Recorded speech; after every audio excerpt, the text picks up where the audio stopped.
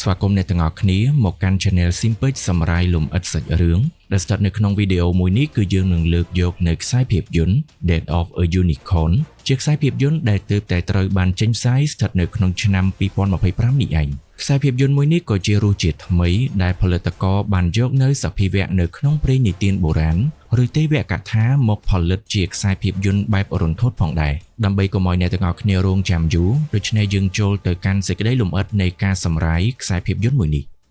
ការចាប់ផ្ដើមនៃខ្សែភាពយន្តមួយនេះយើងក៏បានឃើញបុរសពោះម៉ាយម្នាក់ជាមួយនឹងកូនស្រីបានធ្វើដំណើរដ៏វែងឆ្ងាយរបស់គេដើម្បីទៅជួបជាមួយនឹងថ្នាក់លើបុរសដែលជាឪពុកមានឈ្មោះថាអ៊ីឡតចំណែកឯកូនស្រីមានឈ្មោះថារីតលីក្រោយពេលដែលបានធ្វើដំណើរតាមរយៈយន្តហោះរយៈពេលជាច្រើនម៉ោងហើយនោះពួកគេក៏បានបន្តដំណើរតាមរយៈរថយន្តសំដៅទៅកាន់ភូមិគ្រឹះរបស់លោកអូដែលដែលជាថ្នាក់លើរបស់អ៊ីឡតនៅក្នុងពេលដែលឪពុកកូនទាំងពីរនាក់នេះកំពុងតែជជែកគ្នាបណ្ដើរហើយព្រមទាំងធ្វើដំណើរបណ្ដើរនោះលោកអូដែលក៏បានធ្វើការតាក់ទងមកកាន់អ៊ីឡតដើម្បីឲ្យគេស្រូតដំណើរមកជួបជាមួយនឹងគាត់ដែលនោះក៏បានធ្វើឲ្យអ៊ីឡតនិយាយទូរស័ព្ទបណ្ដើរហើយធ្វើដំណើរស្ថិតនៅក្នុងល្បឿនលឿនបណ្ដើររហូតដល់ធ្វើឲ្យរីតលីដែលជាកូនស្រីមានអារម្មណ៍ភិតភ័យផងដែរនាងក៏បានព្យាយាមនិយាយប្រាប់ទៅកាន់ឪពុករបស់ខ្លួនរហូតคล้ายទៅជាការប្រកែកគ្នាស្ថិតនៅក្នុងការសន្ទនាមួយនេះដោយភ្លាមនោះក៏ស្រាប់តែមានសត្វព្រៃមួយក្បាលបានឆ្លងកាត់ផ្លូវដែលពួកគេកំពុងតែធ្វើដំណើរ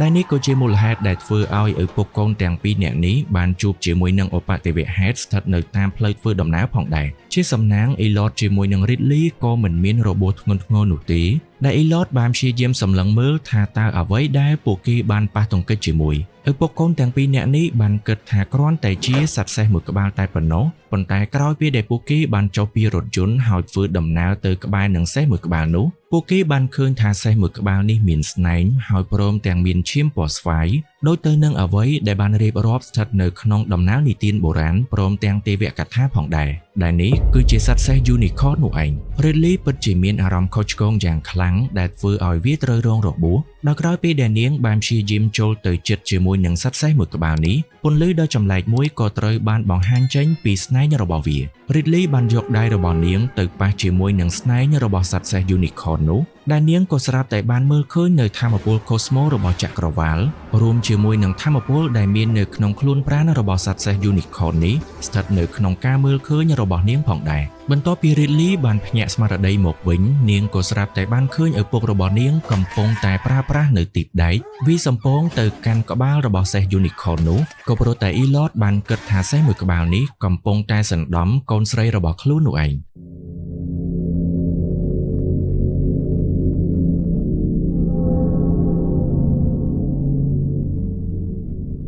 បន្ទាប់ពីបានធ្វើដំណើរទៅដល់ទីតាំងនៃភូមិគ្រឹះមួយនោះពួកគេក៏បានជួបជាមួយនឹងលោកអូដែលព្រមទាំងគ្រួសាររបស់គាត់ដែលបានចូលរួមជាមួយនឹងការពិភាក្សាការងារមួយនេះដែលស្ថិតនៅក្នុងនោះមានប្រពន្ធរបស់គាត់ដែលមានឈ្មោះថា Belinda រួមជាមួយនឹងកូនប្រុសដែលមានឈ្មោះថា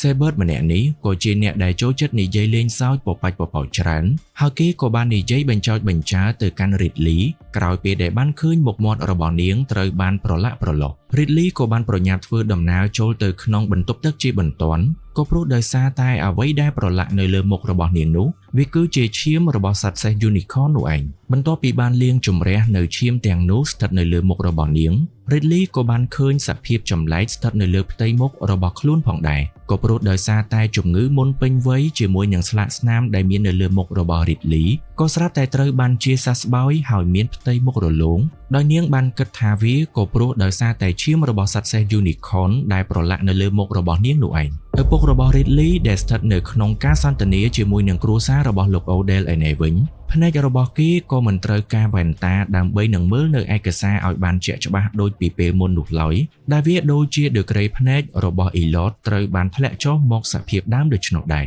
Ridley ក៏បានប្រញាប់ចេញមកផ្នែកខាងក្រៅហើយព្រមទាំងបង្អាក់នៅការសន្ទនាឪពុករបស់នាងជាមួយនឹងគ្រួសាររបស់លោកអូដែលក៏ព្រោះដោយសារមិនត្រឹមតែជំងឺមុនពេញវ័យរបស់នាងត្រូវបានជាសះស្បើយនោះទេតែខួរក្បាលរបស់នាងហាក់បីដូចជាផ្សារភ្ជាប់ជាមួយនឹងសត្វសេះមួយក្បាលនោះផងដែរអ៊ីឡតក្រោយពេលដែលបានឮអំពីរឿងរ៉ាវទាំងនេះគេក៏បានព្យាយាមខ្សឹបខ្សៀវជាមួយនឹងកូនស្រីដើម្បីកុំឲ្យគ្រួសាររបស់លោកអូដែលបានដឹងហើយព្រមទាំងសម្រួលអារម្មណ៍របស់នាងដោយគេគិតថានេះគឺគ្រាន់តែជា ជាការរវើរវាយតែប៉ុណ្ណោះមិនយូរប៉ុន្មានសំឡេងរំខានមួយក៏ត្រូវបានបន្លឺចេញពីខាងក្នុងរថយន្តរបស់គីដែលបានចតនៅខាងមុខភូមិគ្រឹះរបស់លោកអូដែលនោះឯងគ្រប់គ្នាដែលស្ថិតនៅក្នុងភូមិគ្រឹះមួយនេះក៏ចាប់ផ្ដើមសម្លឹងតាមរយៈបង្អួចទៅកាន់រថយន្តមួយនោះហើយសួរនាំទៅកាន់ឪពុកកូនទាំងពីរនាក់ថាតើពួកគេកំពុងតែលាក់បាំងអ្វីស្ថិតនៅក្នុងរថយន្តក្នុងពេលដែលអ៊ីឡតជាមួយនឹងកូនស្រីរកនឹកនៅពាក្យដោះសារប្រាប់ទៅកាន់មនុស្សនៃគ្រួសាររបស់លោកអូដែលមិនទាន់បានផងនោះសេះមួយក្បាលនេះក៏បានព្យាយាមសម្រុកចេញមកផ្នែកខាងក្រៅនៃរថយន្តដែលធ្វើឲ្យគ្រប់គ្នាប្រញាប់រត់ចេញមកផ្នែកខាងក្រៅដើម្បីនឹងមើលថាតើវាគឺជាអ្វីឲ្យពិតប្រាកដនៅក្នុងពេលដែលសត្វសេះ Unicorn មួយក្បាលនេះកំពុងតែកញ្ជ្រោលអ្នកយាមនៅក្នុងផ្ទះមួយនោះបានប្រើប្រាស់កាំភ្លើងបាញ់បញ្ចប់ជីវិតរបស់វាទាំងដែលពួកគេមិនទាន់ប្រាកដប្រជាថាអ្វីដែលបានកើតឡើងនៅចំពោះមុខពួកគេនេះគឺជាការស្រមើស្រមៃឬក៏ជាការពិតគ្រួសារលោកអូដែលក៏បានព្យាយាមសួរនាំទៅកាន់អ៊ីឡតជាមួយនឹងកូនស្រីចំពោះអ្វីដែលបានកើតឡើងដែលរីដលីក៏បាននិយាយពាក់ព័ន្ធជាមួយនឹងមុនពេញវ័យព្រមជាមួយនឹងស្លាកស្នាមដែលមាននៅលើមុខនាងត្រូវបានរលុបចេញដោយសារតែឈាមរបស់សត្វសេះ Unicorn នេះឯងដែលហាក់បីដូចជាវាមានសមត្ថភាពនៅក្នុងការព្យាបាលជំងឺផ្សេងៗដូច្នោះដែររឿងរ៉ាវទាំងនេះក៏បានធ្វើឲ្យគ្រប់គ្នាមានការភ្ញាក់ផ្អើលជាពិសេសគឺលោកអូដែលដោយសារតែគាត់កំពុងតែប្រឈមមុខជាមួយនឹងជំងឺដែលគាត់មិនមានពេលវេលាច្រើនដើម្បីនឹងបន្តជីវិតរស់នោះទេគ្រួសារមួយនេះក៏បានពិភាក្សាជាមួយនឹងអ៊ីឡតដោយចង់យកសាកសពរបស់សត្វសេះ Unicorn ធ្វើការពិសោធន៍ក្រែងលោមានចំណុចពិសេសណាមួយដែលអាចព្យាបាលជំងឺរបស់លោកអូដែលនោះឯងប៉ុន្តែរឿងរ៉ាវទាំងនេះហាក់បីដូចជាធ្វើឲ្យរីដលីមានអារម្មណ៍មិនស្ងប់នោះទេដោយនាងជាមួយនឹងឪពុករបស់នាងបានធ្វើឲ្យសេះមួយក្បាលនេះជួបប្រទះជាមួយនឹងគ្រោះថ្នាក់ទៅហើយតែបែរជាត្រូវមកបញ្ចប់ជីវិតនៅភូមិគ្រឹះរបស់លោកអូដែលហើយព្រមទាំងคล้ายទៅជាភាវៈគំរូសម្រាប់ពិសោធន៍នោះឯងនៅក្នុងយប់តែមួយនោះផងដែរក្នុងពេលដែលឪពុកកូនទាំងពីរនាក់នេះកំពុងតែសម្រាកនៅក្នុងភូមិគ្រឹះរបស់លោកអូដែលរីដលីក៏បានព្យាយាមស្វែងរកព័ត៌មានពាក់ព័ន្ធជាមួយនឹងសត្វសេះ Unicorn ដែលមាននៅក្នុងប្រព័ន្ធអ៊ីនធឺណិតដែលនាងបានអានប៉ះចំនៅឯកសារបុរាណរបស់ប្រទេសបារាំងមួយច្បាប់ដែលបានដំណាលនិយាយថាសភាវៈមួយនេះមិនមែនជាសភាវៈដូចជាអ្វីដែលបាននិយាយនៅក្នុងដំណាលនិទាននោះទេប៉ុន្តែវាគឺជាសភាវៈដ៏កាចសាហាវដែលត្រូវបានមនុស្សបុរាណព្យាយាមបិទបាំងរឿងរ៉ាវទាំងអស់នេះពីមនុស្សជំនាន់ថ្មី Ridley ក៏មិនហ៊ានអាននៅអត្ថបទមួយនោះឲ្យបានចប់ស្រួលបួលនោះទេដែលស្ថិតនៅក្នុងយប់នោះក្រោយពេលដែលនាងលង់លក់នៅក្នុងដំណេកខួរក្បាលរបស់ Ridley ក៏ហាក់បីដូចជាផ្សារភ្ជាប់ជាមួយនឹងសត្វសេះ Unicorn ផ្សេងទៀតដែលហាក់បីដូចជាវាកំពុងតែស្វែងរកនៅសត្វសេះ Unicorn ដែលត្រូវបានបាត់បង់ជីវិតនេះឯងការមើលឃើញរបស់នាងក៏ត្រូវរំខានពីសំណាក់មនុស្សមួយក្រុមដែលបានប្រញាប់នាំ Ridley ជាមួយនឹងឪពុករបស់នាងធ្វើដំណើរទៅកាន់បន្ទប់ពិសោធន៍ដែលពួកគេបានរៀបចំនៅក្នុងទីតាំងនៃភូមិគ្រឹះរបស់លោកអូដែលនោះឯងគ្រួសារអភិជនមួយនេះបានចំណាយប្រាក់របស់ពួកគេទាំងប៉ុន្មានដើម្បីឲ្យអ្នកវិទ្យាសាស្ត្រល្បីៗជុំវិញពិភពលោកមកជួបជុំគ្នាដើម្បីនឹងសិក្សាអំពីសត្វសេះ Unicorn នេះដែល Ridley ក៏បានជជែកជាមួយនឹងឪពុករបស់នាងថាអ្វីដែលពួកគេកំពុងតែចូលរួមនេះវាកំពុងតែคล้ายទៅជាបញ្ហាធំលើសពីការរំពឹងទុករបស់ពួកគេនោះឯងក្រុមអ្នកវិទ្យាសាស្ត្រទាំងនេះក្រោយពេលដែលបានត្រួតពិនិត្យទៅលើសាកសពរបស់សត្វសេះ Unicorn ហើយព្រមទាំងសាកសួរព័ត៌មានពី Ridley ជាមួយនឹង Elliot ពួកគេក៏បានដឹងថាប្រភពនៃថាមពលរបស់សត្វសេះ Unicorn នេះគឺមាននៅលើស្នែងរបស់វានោះឯងដែលមានសមត្ថភាពក្នុងការព្យាបាលរបួសដោយខ្លួនឯងប៉ុន្តែប្រសិនបើរបួសមួយនោះមិនទាន់ត្រូវបានជាសះស្បើយហើយវាទទួលរងនៅការវាយប្រហារជាលើកទី2វានឹងត្រូវបានបាត់បង់ជីវិតដូចជាករណីដែលបានកើតឡើងនៅក្នុងភូមិគ្រឹះរបស់លោកអូដែលក្រោយពេលដែលរបួសរបស់វាមិនទាន់ជាសះស្បើយ 100% នៅឡើយតែក៏ត្រូវបានមនុស្សរបស់លោកអូដែលបានបាញ់បញ្ចប់ជីវិតរបស់វាបន្ថែមបន្ទាប់ពីនោះពួកគេក៏បានព្យាយាមឆាបយកនៅផ្នែកមួយចំនួននៃស្នែងរបស់សត្វសេះ Unicorn នេះលាយបញ្ចូលជាមួយនឹងឈាមរបស់វាដើម្បីបង្កើតទៅជាសេរ៉ូមហើយចាក់បញ្ចូលទៅក្នុងរូបរាងកាយរបស់លោកអូដែលដើម្បីរងចាំអំពីលទ្ធផលដែលទទួលបានពីការពិសោធន៍មួយនេះប៉ុន្តែពួកគេក៏នៅតែមានភាពងឿឆ្ងល់បើទោះបីជាសត្វសេះ Unicorn នេះត្រូវបានបាត់បង់ជីវិតក៏ដោយប៉ុន្តែស្នែងរបស់វានៅតែមានរលកសញ្ញាចម្លែកដែលហាក់បីដូចជាវាកំពុងតែព្យាយាមបញ្ចេញនៅរលកសញ្ញាមួយនេះទៅកាន់ទីតាំងណាមួយផ្សេងទៀតដូច្នោះដែរ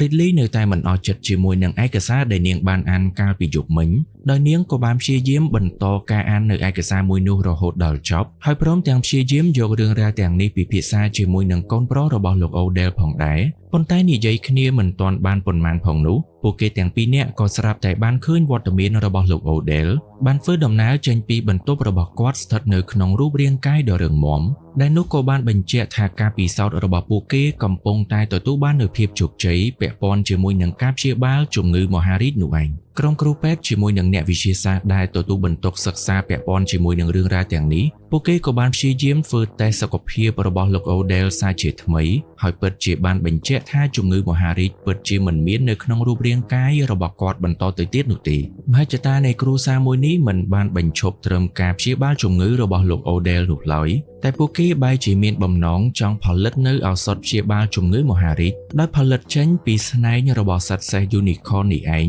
ដែលនោះពិតជាបានធ្វើឲ្យ Ridley មានក្តីព្រួយបារម្ភពីអ្វីដែលនាងបានអានស្ថិតនៅក្នុងឯកសារបុរាណទាំងនោះដែលវាគឺជាការសងសឹកពីសំណាក់សភាវៈ Unicorn មកកាន់អំបូររបស់មនុស្សក្រោយពេលដែលរឿងរ៉ាវស្រដៀងគ្នាទៅនឹងមហិច្ឆតានៃគ្រួសាររបស់លោក Odell ធ្លាប់បានកើតឡើងកាលពីពេលអតីតកាលប្រសិនបើវត្ថុបំណងរបស់លោក Odell ត្រូវបានលេចចេញជារូបរាងឡើងពិតមែននោះការប្រមាញ់របស់សត្វសេះ Unicorn នឹងត្រូវបានកើតឡើងហើយវានឹងក្លាយទៅជាសង្គ្រាមនៃការវាយប្រហារគ្នារវាងអំបូរទាំងពីរ Ridley ក៏បានព្យាយាមយកនៅឯកសារបុរាណដែលនាងបានអានស្ថិតនៅលើបណ្ដាញអ៊ីនធឺណិតនោះចែករំលែកទៅកាន់គ្រួសាររបស់លោក Odell ស្ថិតនៅក្នុងការសន្ទនាមួយនេះប៉ុន្តែនាងក៏ត្រូវបានពួកគេបែរជាសើចចំអកជាពិសេសគឺប្រពន្ធរបស់លោក Odell ដែលបានបដិសេធជាមួយនឹងអ្វីដែលនាងបាននិយាយគ្រប់យ៉ាងក៏ព្រោះតែគាត់ពិតជាមិនជឿជាក់ទៅលើឯកសារដែលបានបង្ហោះនៅលើបណ្ដាញអ៊ីនធឺណិតដែល Ridley បានយកមកនិយាយនៅចំពោះមុខគាត់នេះទេ Ridley ពិតជាមានអារម្មណ៍មិនសប្បាយចិត្តចំពោះអ្វីដែលពួកគេបាននិយាយនោះទេ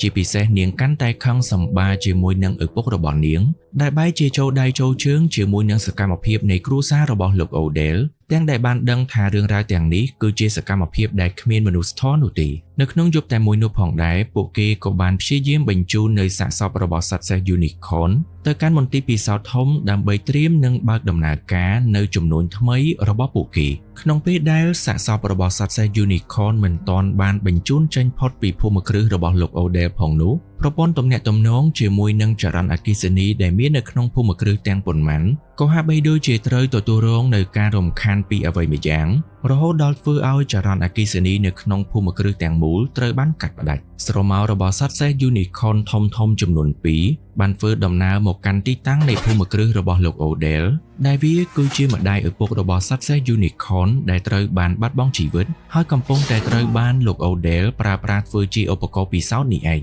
បន្ទាប់ពីបានបញ្ចប់ជីវិតរបស់អ្នកវិទ្យាសាស្ត្រម្នាក់ដែលកំពុងតែបញ្ជូនសាកសពកូនរបស់វានោះវាក៏បានបន្តអុកឡុកស្ថិតនៅក្នុងទីតាំងនៃភូមិគ្រឹះហើយរូបភាពនៃការវាយប្រហាររបស់សត្វសេះ Unicorn នេះគឺមានភាពដូចគ្នាទៅនឹងអ្វីដែលមាននៅក្នុងឯកសារដែល Ridley បានអានកាលពីរយៈពេលកន្លងមកនេះ Ridley ដែលកំពុងសំងំស្ថិតនៅក្នុងរថយន្តតែម្នាក់ឯងពិតជាមានអារម្មណ៍ភ័យខ្លាចយ៉ាងខ្លាំងក្រោយពេលដែលស្ថានភាពបែបនេះត្រូវបានកើតឡើងនៅចំពោះមុខនាង Elliot ក៏បានប្រញាប់មកជួយនាងដើម្បីប្រាកដថាកូនស្រីរបស់ខ្លួននឹងមិនមានគ្រោះថ្នាក់ដែល Ridley ក៏បានចូលទៅពួនស្ថិតនៅផ្នែកខាងក្រោមនៃរថយន្តចំណែក Elliot បានព្យាយាមស្វែងរកវិធីដើម្បីបញ្ឆោតនៅសត្វសេះ Unicorn មួយក្បាលនោះស្របពេលដែលគ្រាប់កាំភ្លើងដែលសន្តិសុខនៃភូមិគ្រឹះរបស់លោក Odell បានប្រើប្រាស់ដើម្បីបាញ់ប្រហារទៅកាន់សត្វសេះ Unicorn នោះមិនអាចធ្វើឲ្យសត្វសេះទាំងពីរក្បាលនេះត្រូវរងរបួសបន្តិចសោះឡើយ Ridley បានគិតថាប្រសិនបើឪពុករបស់នាងនៅតែបន្តបញ្ឆោតទៅកាន់សត្វសេះ Unicorn នេះ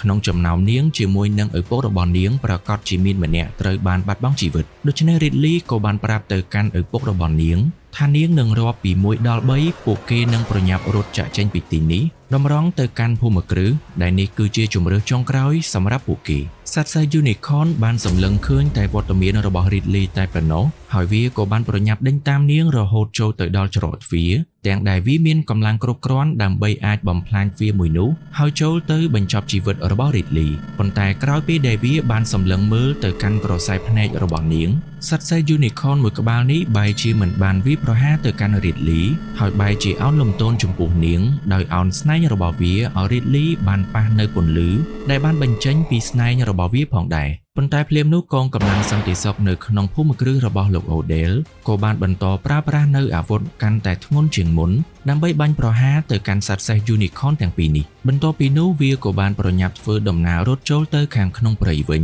ដែលស្ថិតនៅក្នុងហេតុការណ៍ដែលបានកើតឡើងមុននេះសត្វសេះ Unicorn ទាំងពីរក្បាលនេះក៏បានឆក់យកអាយុជីវិតកងកម្លាំងសន្តិសុខម្នាក់រួមជាមួយនឹងអ្នកវិទ្យាសាស្ត្រម្នាក់ផងដែរបន្ទាប់ពីរឿងរ៉ាវគ្រប់យ៉ាងក៏ហាក់បីដូចជារៀងស្ងប់ស្ងាត់ហើយនោះពួកគេក៏បានចូលទៅក្នុងផ្ទះដើម្បីនឹងពិភាក្សាគ្នានៃរឿងរ៉ាវទាំងនេះសារជាថ្មី Ridley បាននិយាយនៅចំពោះមុខគ្រួសារមួយនេះថារឿងរ៉ាវគ្រប់យ៉ាងវាពិតជាមិនអាចគ្រប់គ្រងបាននោះទេក៏ព្រោះតែស្ថានភាពមួយនេះកំពុងតែប្រឈមមុខជាមួយនឹងគ្រោះថ្នាក់ដែលពួកគេគួរតែប្រគល់នៅកូនសត្វសេះ Unicorn នោះទៅឲ្យមេរបស់វាដើម្បីនឹងបញ្ចប់នៅរឿងរ៉ាវគ្រប់យ៉ាងប៉ុន្តែមហិច្ឆតារបស់លោក Odell ជាមួយនឹងគ្រួសាររបស់គាត់ក៏បានបិទភ្នែកគ្រួសារមួយនេះមិនឲ្យមើលឃើញអំពីគ្រោះថ្នាក់ព្រមទាំងអ្វីដែលអាចនឹងកើតឡើងនោះទេហើយពួកគេមិនត្រឹមតែបដិសេធជាមួយនឹង Ridley នោះទេតែថែមទាំងប្រមូលនៅគ្នាដើម្បីនឹងធ្វើដំណើរចូលទៅក្នុងព្រៃដើម្បីនឹងបញ្ចប់ជីវិតរបស់មេសេះទាំងពីរក្បាលនោះបន្ថែម Elliot ក៏ជាមនុស្សម្នាក់ដែលត្រូវបានលោក Odell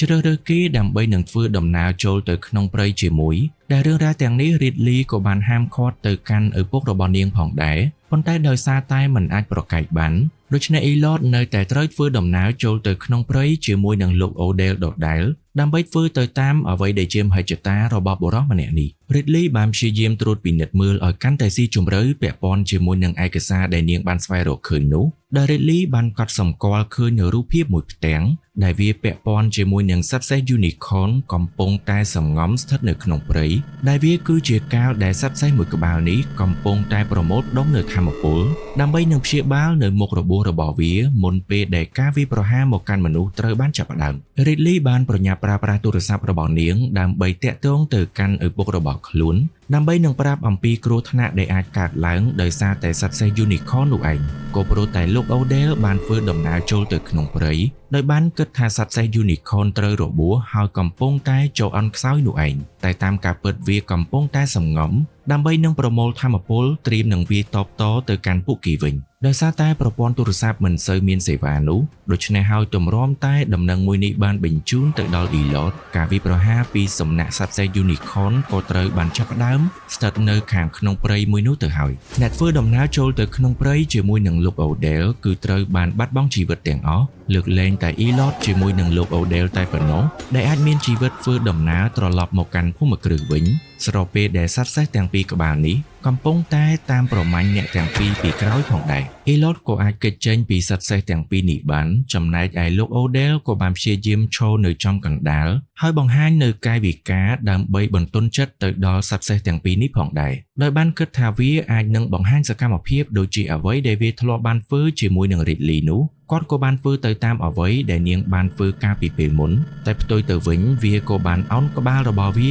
ដោយយកស្នែងធ្វើជាអាវុធបុកសម្ដៅទម្លុះបំពង់ករបស់លោក Odell រហូតដល់ធ្វើឲ្យបុរសម្នាក់នេះត្រូវបានបាត់បង់ជីវិតនៅចំពោះមុខគ្រួសាររបស់ខ្លួនយ៉ាងអាណោចអាធំគ្រប់គ្នាដែលនៅមានជីវិតបានប្រញាប់រត់ចូលទៅខាងក្នុងផ្ទះដើម្បីនឹងលាក់ខ្លួនមុនពេលដែលការវាយប្រហាររបស់សត្វសេះមួយនេះត្រូវបានចាប់ផ្ដើមសារជាថ្មីចរន្តអគ្គិសនីជាមួយនឹងប្រព័ន្ធទំនាក់ទំនងនៅក្នុងភូមិគ្រឹះមួយនេះក៏ត្រូវបានរអាក់រអួលសារជាថ្មីដូច្នេះហើយពួកគេក៏បានរៀបចំផែនការដោយឲ្យអ្នកបម្រើម្នាក់ដែលមានឈ្មោះថា Griff គឺជាអ្នកដែលចេញទៅខាងក្រៅដើម្បីនឹងបើកនៅចរន្តអគ្គិសនីឲ្យត្រឡប់មកវិញចំណែកឯ Dr. Parthia គឺជាអ្នកដែលបញ្ឆោតទៅកាន់សត្វសេះទាំងពីរក្បាលនេះដោយយកសាកសពកូនរបស់វាប្រគល់ទៅឲ្យមេទាំងពីរក្បាលរបស់វាវិញដោយសង្ឃឹមថារឿងរ៉ាវគ្រប់យ៉ាងនឹងត្រូវបានបញ្ចប់ត្រឹមនេះប៉ុន្តែក្រោយពីដែល Dr. Parthia បានធ្វើដំណើរចេញទៅផ្នែកខាងក្រៅហើយយកសាកសពកូនរបស់វាប្រគល់ទៅឲ្យមេទាំងពីរវិញនោះសត្វសេះ Unicorn ទាំងពីរក្បាលនេះក៏ហាក់បីដូចជាមានអារម្មណ៍ឆោឡោហើយព្រមទាំងចាប់ផ្ដើមបើកនៅការវាយប្រហារទៅកាន់ Dr. Parthia និងបានបំបែកសាកសពរបស់អ្នកវិទ្យាសាស្ត្ររូបនេះជាពីរបំណែកផងដែរចំណែកឯ Griff ក៏មិនអាចបើកដំណើរការនៃប្រព័ន្ធអគ្គិសនីត្រឡប់មកវិញនោះទេហើយគេក៏បានប្រញាប់រត់ចាកចេញដើម្បីនឹងស្វែងរកកន្លែងមានសុវត្ថិភាពផងដែរសត្វសេះទាំងពីរក្បាលនេះក៏បានព្យាយាមធ្វើដំណើរទៅកាន់ទីតាំងនៃភូមិគ្រឹះស្របពេលដែលស្ថិតនៅខាងក្នុងនោះគឺមានតែវត្តមានរបស់ Ridley ជាមួយនឹងឪពុករបស់នាងព្រមទាំងម្ដាយកូននៃគ្រួសាររបស់លោក Odell តែប៉ុណ្ណោះក៏ព្រោះកាលដែលធ្វើឲ្យសត្វសេះទាំងពីរក្បាលនេះនៅតែផ្ទុះកំហឹងក៏ព្រោះតែមុននោះ Sebert បានប្រាប់ឲ្យ Dr. Parthia បានកាត់យកនៅស្នែងរបស់សត្វសេះ Unicorn មុនពេលដែលបញ្ជូនសាកសពកូនរបស់វាទៅឲ្យមេទាំងពីរអ្នកស្រី Belinda ជាមួយនឹងកូនប្រុសក៏បានព្យាយាមពួនស្ថិតនៅក្រោយជញ្ជាំងមួយដោយពួកគេបានគិតថាសត្វសេះ Unicorn កំពុងតែដេញតាមនៃស្នែងដែលមាននៅក្នុងដៃរបស់គេនោះឯង Saber ក៏បានព្យាយាមបង្វែងដាននៅសត្វសេះ Unicorn នេះ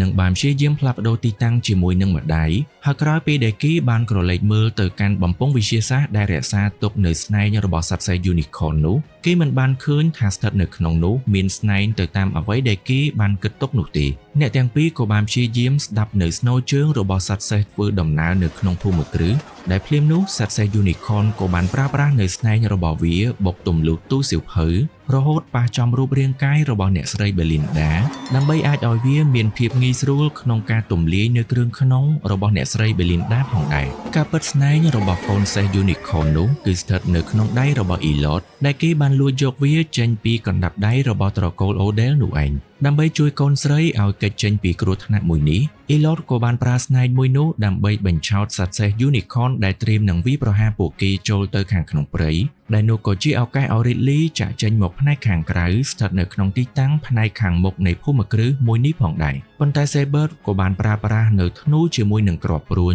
គំរាមកំហែងទៅកាន់ Ridley ក៏ព្រោះតែគេបានដឹងថានាងគឺជាមនុស្សដែលមានបេះដូងដ៏បរិសុទ្ធហើយអាចមានទំនាក់ទំនងជាមួយនឹងសត្វសេះ Unicorn បានដូច្នេះហើយគេក៏បានព្យាយាមគំរាមឲ្យនាងដើម្បីនឹងបង្ហាញនៅការទំនាក់ទំនងរបស់ខ្លួនជាមួយនឹងសត្វសេះ Unicorn ហើយព្រមទាំងសណ្ដំទៅកាន់សត្វសេះ Unicorn ដែលនៅចំពោះមុខពួកគេនោះដើម្បីមានឱកាសឲ្យ Saber ចាប់ចងនៅសត្វសេះ Unicorn ទាំងនោះក្នុងការបំពេញនៅមហិច្ឆតារបស់គេបើទោះបីជាត្រៀមនឹងបានឃើញនៅក្តារមឈូសទៅហើយក៏ Saber ម្នាក់នេះនៅតែមិនអាចបំភ្លេចនៅមហិច្ឆតារបស់ខ្លួនបាននោះទេដោយក្រោយពេលដែលមេរបស់សត្វសេះ Unicorn មួយក្បាលបានលង់លក់នៅក្នុងដំណេករបស់វាទៅហើយនោះគេក៏បានប្រញាប់យកខ្សែមកចងជើងរបស់សត្វសេះ Unicorn នោះបើទោះបីជា Ridley ព្យាយាមនិយាយអង្វរករទៅកាន់គេកុំឲ្យធ្វើបែបនេះយ៉ាងណាក៏ដោយភ្លាមនោះ Elliot ក៏បានធ្វើដំណើរត្រឡប់មកវិញជាមួយនឹងសត្វសេះ Unicorn មួយក្បាលទៀតដែលវាមិនបានវាយប្រហារទៅកាន់ Elliot នោះទេតែបែរជាស្ដាប់បញ្ជាទៅកាន់ Elliot ក៏ព្រោះដោយសារតែស្នែងកូនរបស់វាស្ថិតនៅក្នុងដៃរបស់ Elliot ហើយប្រសិនបើ Elliot បំភ្លេចបំផ្លាញស្នែងមួយនោះពួកវាទាំងពីរប្រកាសជាមិនអាចជួយសង្គ្រោះអាយុជីវិតកូនរបស់វាឲ្យត្រឡប់មកវិញនោះទេ Saber ក៏នៅតែបន្តគំរាមកំហែងទៅកាន់ Ridley ដើម្បីឲ្យនាងសណ្ដំទៅកាន់សត្វសេះ Unicorn ដែលបានធ្វើដំណើរជាមួយនឹង Elliot បន្តហើយគេក៏បន្តចាប់ចងនៅសត្វសេះ Unicorn ទី2នេះផងដែរ Elliot ហាក់បីដូចជាទើសភ្នែកយ៉ាងខ្លាំងជាមួយនឹងសកម្មភាពរបស់ Saber ដោយគេក៏បានប្រើប្រាស់នៅស្នែងរបស់កូនសេះ Unicorn នោះចាក់សម្ដៅទៅកាន់ Saber ដើម្បីបញ្ចប់ជីវិតរបស់គេក្រោយពេលដែលបានសម្លឹងឃើញនៅភាពអាត្មានិយមនិងអមនុស្សធម៌របស់គ្រួសារមួយនេះតែ Saber ក៏នៅមានដង្ហើមនិងកម្លាំងគ្រប់គ្រាន់អាចប្រើប្រាស់នៅចុងព្រួញចាក់ត្រឡប់ទៅកាន់ Elliot វិញដែលធ្វើឲ្យគេត្រូវបានដួលទៅនឹងដីស្របពេលដែល Ridley មានការព្រួយបារម្ភពីឪពុករបស់នាងជាខ្លាំងសត្វសេះ Unicorn ទាំងពីរក៏បានរើបំរាស់រហូតដល់រួចចំណងនិងបានប្រើប្រាស់ស្នែងរបស់វាដើម្បីបញ្ចប់ជីវិតរបស់ Saber សត្វសេះទាំងពីរក្បាលនេះក៏ហាក់បីដូចជាបានដឹងគុណទៅដល់ឪពុកកូនទាំងពីរនាក់ហើយព្រមទាំងបានប្រញាប់យកនៅសាកសពរបស់ Elliot ទាញទៅដាក់ចិត្តនឹងសាកសពកូនរបស់វាហើយបានយកស្នែងដែលពួកគេបានកាត់ចេញយកទៅដាក់នៅចិត្តនោះមុនពេលដែលពួកវាទាំងពីរចាប់ផ្ដើមប្រើប្រាស់នៅថាមពលរបស់ខ្លួនដែលបានបញ្ចេញពីស្នែងដែលមាននៅលើក្បាលរបស់ពួកវានោះក្នុងការទាញយកនៅថាមពល Cosmo នៃចក្រវាឡដើម្បីធ្វើឲ្យអាយុជីវិតរបស់ពួកគេទាំងពីររស់រានត្រឡប់មកវិញមហោសច្ចារ្យនៃអភិនិហេតុដ៏ចម្លែកពិតជាត្រូវបានកើតឡើងពិតមែនដែលស្នែងក៏ត្រូវបានដុសចេញពីកូនសត្វសេះ Unicorn ស្របពេលដែល Elliot ក៏បានមើលឃើញអំពីប្រភពនៃថាមពលដូចជាអ្វីដែល Ridley បានឃើញកាលពីខាងដើមនៃរឿងមុនពេលដែលគេត្រូវបានរស់រានមានជីវិតត្រឡប់មកវិញផងដែរក្រោយពេលដែលគ្រប់យ៉ាងត្រឡប់មកសភាពដើមវិញហើយនោះមិនយូរប៉ុន្មាន Griff ក៏បានធ្វើដំណើរមកជាមួយនឹងក្រុមប៉ូលីសស្របពេលដែលគ្រប់យ៉ាងស្ថិតនៅក្នុងភូមិគ្រឹះមួយនេះពោពេញទៅដោយសាកសពហើយមានតែឪពុកកូនទាំងពីរនាក់នេះតែប៉ុណ្ណោះដែលនៅមានជីវិតដូច្នេះពួកគេក៏ត្រូវបានជាប់បទចោទជាជនសង្ស័យពាក់ព័ន្ធជាមួយនឹងករណីមួយនេះដែលស្ថិតនៅក្នុងពេលដែលអ្នកទាំងពីរកំពុងតែត្រូវបានឃាត់ខ្លួននិងបញ្ជូនទៅកាន់ស្ថានីយ៍ប៉ូលីសនោះសត្វសេះ Unicorn ទាំង3ក៏បានបង្ហាញវត្តមានសារជាថ្មីហើយព្រមទាំងព្យាយាមទំនាក់ទំនងជាមួយនឹងឪពុកកូនទាំងពីរនេះដោយឲ្យពួកគេត្រៀមខ្លួនក៏ព្រោះតែបន្តិចទៀតនេះសត្វសេះទាំង3ក្បាលនឹងបុកទម្លាក់រថយន្តនេះចុះទៅផ្នែកខាងក្រោមដើម្បីនឹងជួយពួកគេឲ្យមានសេរីភាពពីការចាប់ខ្លួន